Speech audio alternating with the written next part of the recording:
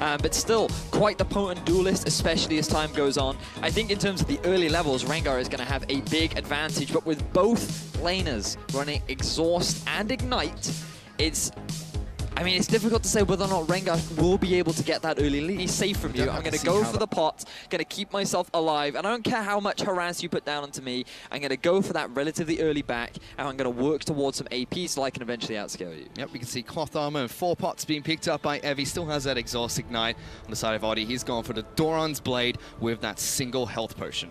I mean, that just spells aggression to me from Oddie. He's going to be going for the jungle. Oh, and he's already going for it. Yeah, already jumping on top of Evie. Gets him down to half health. Evie is able to trade back quite effectively against Oddie, though, being the ranged champion he is. Now remember the sustain, but look at the damage. Exhaust is going down, Ignite's going down as well. Oddie wants this one, but Evie is able to get back underneath his turret. Oh my word, Oddie, he is just being relentless. Both summoner spells already used, and this is what we were talking about during Champions Slate. Because of the Exhaust picked up by Evie, he's able to buy himself a little bit of time, and if he hadn't ran that summoner spell, he could have lost his life right there. So he is going to be able to sustain back up level 2. Oddie's going to be able to slow him down, takes a turret hit there, but will be able to stay pretty safe, shoving Evie deep underneath his turret. In fact, he's already used his final health potion. So Oddie right now, oh look, here comes the Ignite! Ignite's going in, he's looking for it, but still it's going to be first blood that gets picked up by the Rengar. Oddie takes down Evie. Evie, a pushing farm style rather than the last hitting kind. You know, this is much more efficient, this is much easier. Who cares about last hits when you could clear the entire wave and you will take some points? No, his E, yep, yes he has. And so he's just going to go for that early wave kit. Now, you actually have a fair amount of damage. Like, it should certainly not be underrated. So maybe at level 6 he goes for an all-in. But again, against Exhaust, like, it becomes very difficult to try and commit to that. And Ashe is still very good at kiting you even through the Wither. So I think that the farm game will be the main priority, but it's range versus melee. And if you make one mistake, it's these small bits of farm that really count towards getting the edge in that farm game. Well, already to start things off, Heredy's got some decent harass down on towards Evan RL, chipping away at him every chance he gets. Both of them hit level 2 at the exact same time here, both trying to farm up as much as they possibly can. But Evan RL not having the best of time here on the Howling Abyss so far. Well, he's still even on farm, and that's the priority for him. Note, for those at home, desperate to learn how to play Nasus mid in the 1 versus 1. He has decided to take Wither second.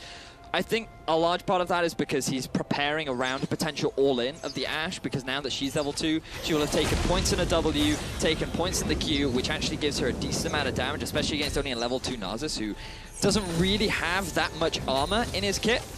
So he's just saying, okay, I'm going to skill Wither just so that if the Ashe does decide to hard engage on me, I can at least just disengage almost immediately. And he's been able to wave clear really effectively so far, Vedis. He's ahead in CS by 3 minions, and Heredy has not been able to push his minion wave into the turret except for the first wave. I gotta be honest, shocking, Heredy, the fact that you are missing these last hits as an AD carry main, right? I have no mercy here in the 1 versus 1. If you're going to play for the farm game, then you've got to be prepared, because if this is your strategy, you've got to make sure that you land those last hits. And right now, he is falling a little bit behind, but he can't afford to lose these 2 minions right now, okay? Now, another thing we should note about the tower is it does a little bit more damage. So no longer do you want to do 1 hit on a caster minion and then let the tower hit and then hit it.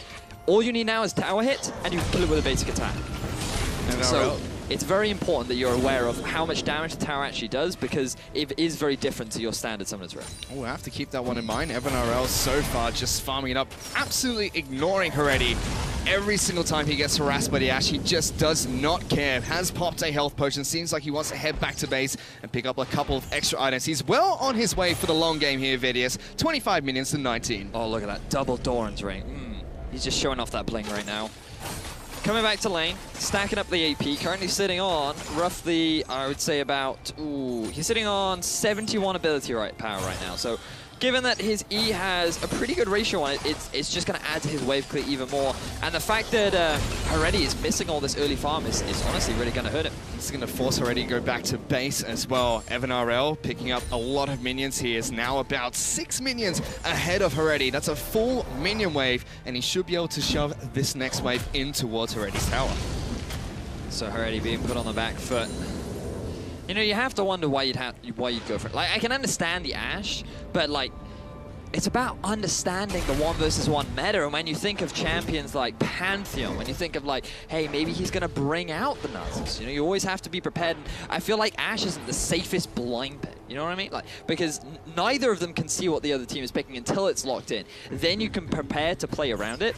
And I feel like that if you're the Ashe, maybe you do go for the flash. Maybe you use it aggressively though, like, you know, you manly dive in. You try and force him back as often as you can. But when you're running Exhaust Ignite, you'd think you have a lot of kill pressure, but with the Wither, it's actually very hard to close the gap against the Nasus and really exert that range pressure that you have. Already was trying to pull the minion wave closer back towards his turret, still about 7 minions behind Evan RL. He will hit level 6 shortly, so we'll have to see if he can make a play with the Enchanted Crystal Arrow, but level 6 also gives Evan RL a lot of safety with his own ultimate. The problem for Heretti right now is that he's actually going to get level 6 behind Evan RL, so he can't even take advantage of any level spike. Evan RL isn't even interested in trying to kill him. He knows he has the farm lead. He knows that if he just keeps his playstyle up, he's eventually going to win. And I mean, yes, it's a reliable strategy, but this is not the strategy I personally could take. Again, as I mentioned, it's do or die. You have to kill your opponent. Oddie's playstyle earlier, that's my kind of playstyle in the 1v1. So that's what you want to see a little bit more? That's what I want to see more of, you know. I mean, I can respect the calculated playstyle. It definitely makes a lot of sense. Oh, here comes the arrow. He's going for it already, chasing down Evan RL. He's popped the ultimate, uses the exhaust as well. Now they're going for that 5. Both ignites getting put down. Ashe is trying to kite backwards. Evan RL, can he do it? He can, as he puts down the final E to pick up first blood. Oh, guarantee that win for us. Well, we saw earlier, Seros was, like you said, able to take down Swiffer 1-on-1 and took him down from 100% health to absolutely... For Seiya. Gonna get to lane a little bit slow. Now, this is another big risk, right? This is another layer to the 1 versus 1 fish, because buying your items, knowing what you're gonna buy first is very important, because you want to buy, get straight into lane, and then get control over that front push, because it not only does it give you poke priority, but it allows you to set up the wave so that you can actually freeze it and get it pushing towards you. Now, Seiya, he managed to get there soon enough that he could go back and move with his minion wave, and now he's actually using the minion wave as a wall, so he has good understanding that the wave, the bush no longer belongs to him, but Seros, his understanding of geometry is just next level. Yep, the geometry tentacles from Seros is enough to get the first poke down on towards Seiya. For now, it looks like just going to be farming it up to start things off. Seiya catching as many axes as possible. Unfortunately, no more bleed applies from Draven's passive. No. That was taken out quite some time ago, so no passive available for Seiya. And even if he gets a kill, he's not going to be able to take advantage of the gold, so he's effectively got no passive. But he is Draven, so you'll still get adoration. That's all he really needs here. Now, the problem Seros has is in the early game, because he's decided to go Q for the harass, he doesn't actually have that much wave clear, which is why Seiya has been able to get the early shove on. But the moment Seros gets level 2, he'll start being able to push the wave back in his favor. Right now, he's just doing what he can. He's actually doing a good job of last hitting, but Seiya's punishing him very well. He certainly has, poking off Seros here. Both of them started with a Doran's item, Doran's Blade coming out from Seiya, Doran's Ring coming out from Seros. So they'll have 1 potion for the AD carry and 2 for the AP mid laner. But for now, Seiya just still hovering the wave just beyond the tower aggro of Seros, making sure he shoves it in and denies as much farm as possible while poking away with his auto attacks. Well, props to Seros. He actually hasn't... Oh, I was just about to say he hasn't missed a farm, and then he goes and misses one. Seros, letting me down, my friend. Now, the healing packs, these are actually really interesting because they spawn at the 2:15 mark. And what you want to try and do is, if you can, you push the late wave up, ready for that point, and then you take away your opponent's healing camp. Because if you're able to do that, you have a massive sustain advantage, and you can afford to take trades that you necessarily wouldn't want to, because you still have your healing pack in the back half of your base. Unfortunately for Seiya, was not able to deny Seros' healing pack. He still picked that one up for himself, got a bit of health and mana back to sustain underneath his own turret.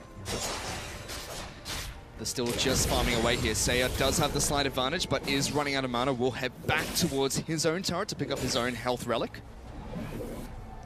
I mean, right now, you can just... It might not feel like it, but there's actually a lot of tension between these two players, because when you're actually on stage in this environment, it's just, you're constantly thinking about, when do I go in? You're trying to track cooldowns, you're trying to track abilities, because you want to pick the best window to try and outplay your opponent, because in reality, no one wants to go for 100 farm. You want to kill your opponent, you want to prove that you're the better player, and it's just...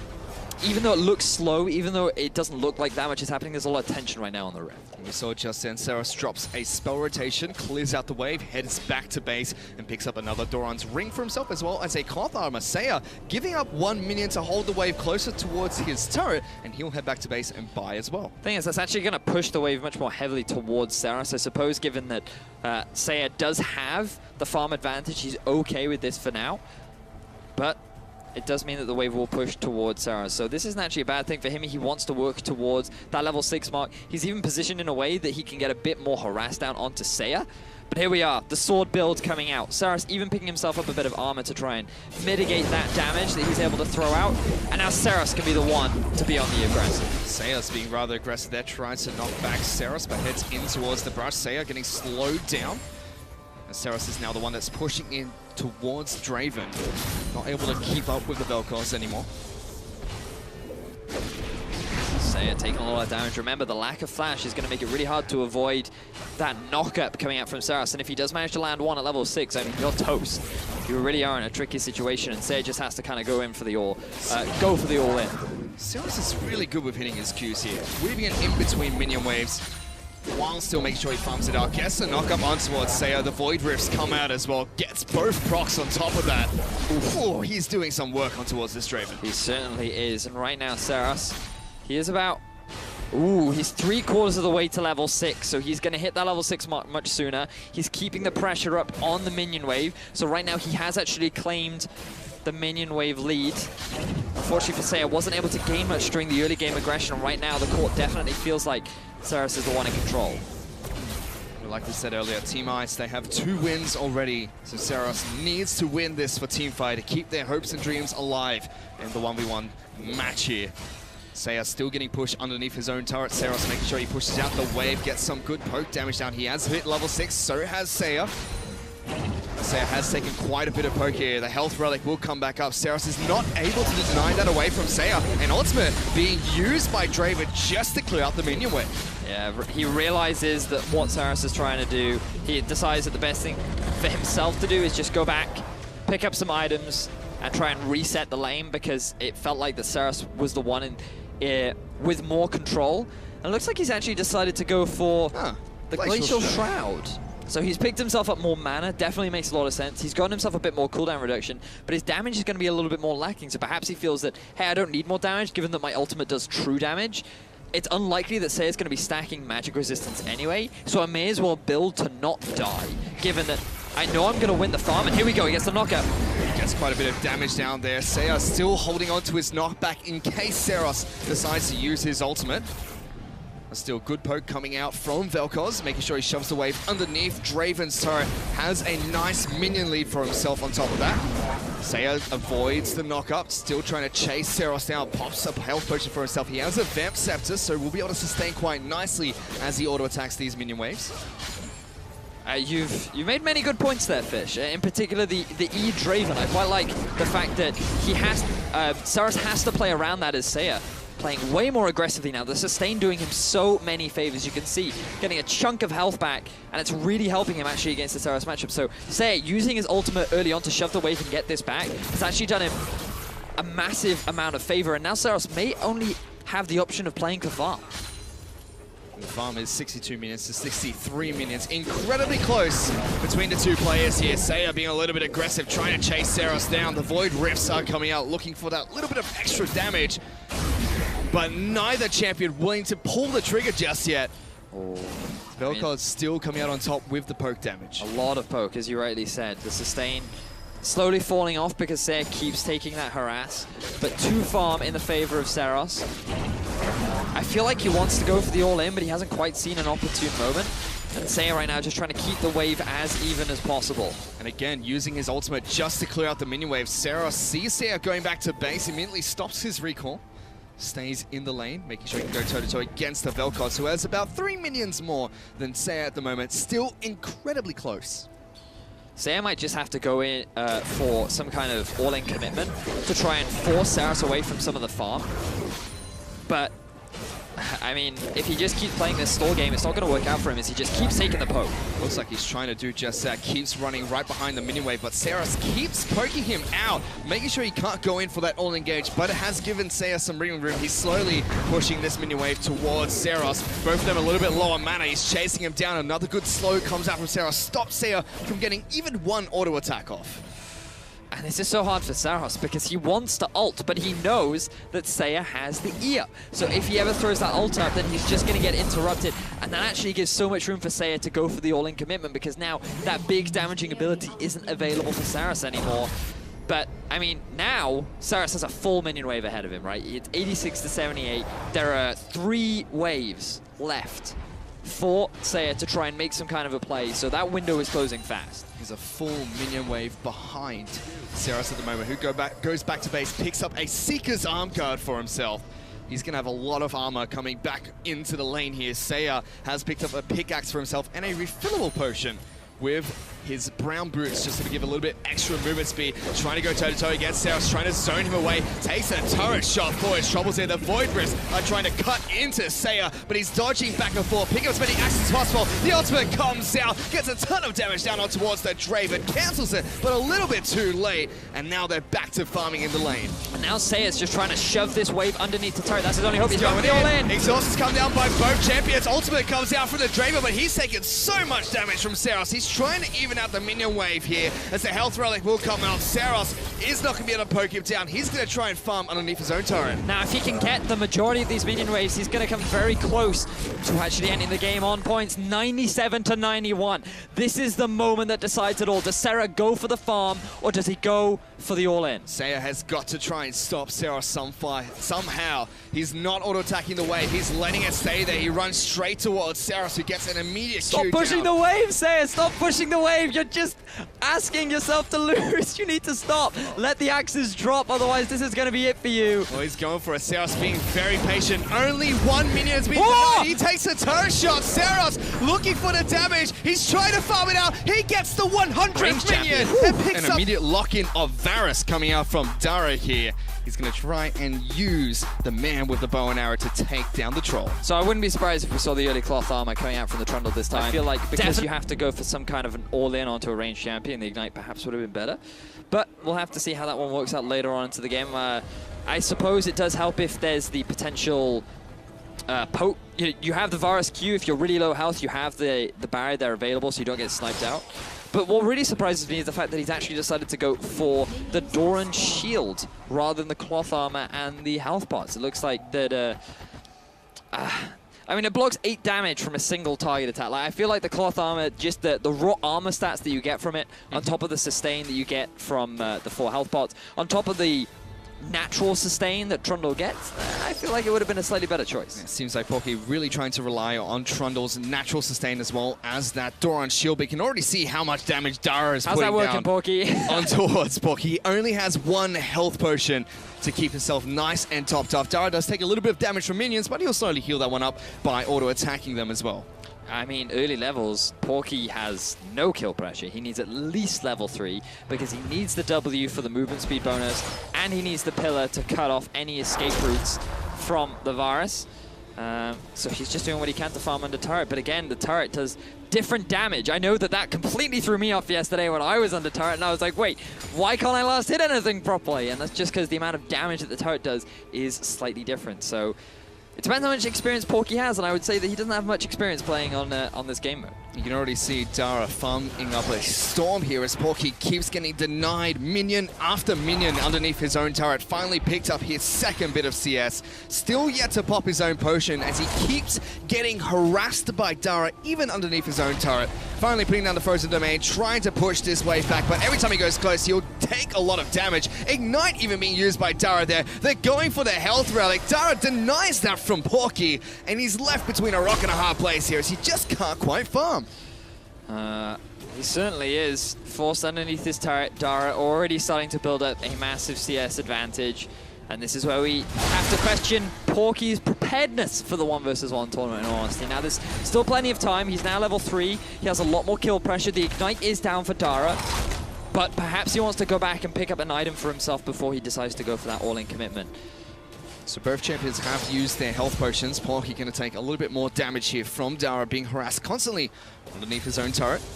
Dara will hit level 4 first and continue raining down the pain of arrows on towards Porky underneath this turret. He's having such a difficult time here. He should have to go back to base. Porky will level up and get a little bit of health back, but that was looking very risky from the troll. I mean, it still is looking risky.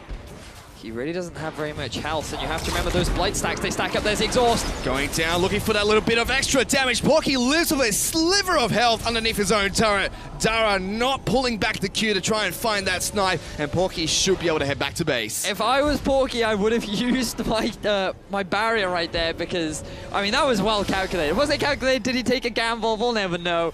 But let's just assume that it was a calculation, and Porky was just barely able to get away with that. And he's only going to come back with a corrupting potion. He's got more sustain because he's been denied so much farm, and now the item differential, I just feel like Porky's missed his window. Might have here, as 2 Doran's blades have been picked up by Dara, as well as the longsword and a couple of extra health potions. But one thing that Porky does have going for himself is he has both summoner spells up. Dara does not have either exhaust or ignite available at the moment. So let's see if Porky goes for the commitment. This is a mistake I made yesterday in my 1v1 against Rusty, where he had no summoner spells and I didn't take advantage of the window, and a large part of that was because the minion wave was pushing against me. It does make it very difficult to go for the hard commit, but he's going for it now. Porky looking to try and get some damage down on towards Dara, but he's taking a lot of pain in return here. Pops his first portion of the corrupting potion, trying to keep himself nice and topped off. Dara taking some damage from these ranged minions. Porky has had a unique playstyle so far in this 1v1 match. And, oh, this is really bad for Porky right now, because Dara's freezing the wave. He's just making it so much harder for Porky to get close, but he's going to try again. He's trying to go in for the damage here. Porky has to be a little bit careful. He can't get too close towards the turret. Porky, he's running away. Dara might be able to try and snipe him off if he is able to pull back the Q, but is not going to be able to do so while he has the blights and stacks on towards the Trundle. Okay, so now the important point comes into the level 6 mark, right? So Porky is about halfway to level 6. Dara is about 3/4. So Dara's going to get the level 6 first. And if he lands that ultimate, then Porky's going to be in a heap of trouble. But he's just going to try. No, I feel like this is your best moment, Porky. You have to go for the commitment. There's a 6. Level 6. Porky's been locked down. Dara is going to go aggressive here. Barrier's been used by Porky. Dara won't have enough damage. He goes for the shot. Takes an arrow to the knee, but it's just not quite enough as Porky lives with a sliver of health. Porky, you are so lucky this game.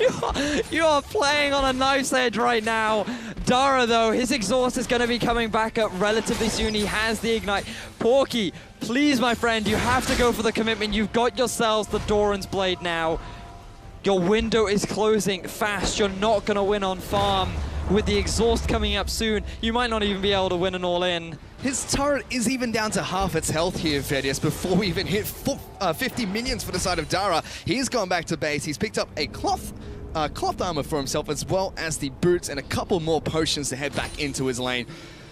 Things are not looking great for Porky at the moment. Not right now, but he is going to deny the health right away from Dara. He's going to push the minion wave underneath Dara's turret to try and reset it. It's actually better if you can just clear the wave, get it pushed underneath, and then have it bounce back towards you. Then you can try and go for the all-in. But Dara's just using the range to his advantage and preventing Porky from being able to regain wave control. Like, this is just really smart play from Dara. Good wave management to deny Porky as much as he can. Porky now still trying to farm as much as possible, trying to catch up. It's going to be really difficult because Dara has hit the 50 minion mark. He is halfway there to victory by minions. And Porky is just taking auto attack after auto attack every single time he gets within range of Dara. Varus does have a nice and long range to help him out with harassing this Trundle. Now, Porky, look at how close Dara is to you. He's just a juicy target for you to bunch down on. He's right there for the taking. You could just go for it. I mean, this is, I'm talking you through my thought process now. Like, I can kill him, I can kill him, I can kill him, I can kill it, right? And he's going to try and do it now. He's going to try and do just that. Dara does have the ultimate available. Porky is still trying to chase him down. Dara's just running away from the troll. Now turning around, trying to put the pain back down on towards the Trundle. Porky just can't quite get back in range of the Varus, and Dara does a little dance as well to top things off. Oh, the kite is real. Trundle without your W, it is so difficult for you to close that gap. But as long as he keeps it down, he still has a bit of pressure. Look at the sustain coming out, though. It's really starting to help him out. He has the corrupting potion on top of that. But Dara, he can now just play the farm game. Porky, the potential for the all-in is just so small because of how easy it is to kite him out. Both summoner spells are now back up for Dara. He's missed that window. Team Fire. That's going in. Porky looking for a bit of damage. Puts down the subjugate. He's been ignited and locked out by the ultimate of Faris. Dara probably won't be able to chase down the troll as he'll use this time to go back. No. Porky, this is risky. Dara. Oh, he was in range for the Q. I feel like he could have gone for an opportunity there, but one of the problems is that Dara's actually decided to max the E. That's why he's not relying very much on the poke. More utilizing the blight stacks on top of the hail of arrows to really get the harassment down. And for the time being, it's working. A lot of it is because it mitigates a lot of the sustain that Trundle has, not only from his ultimate, but from his natural passive.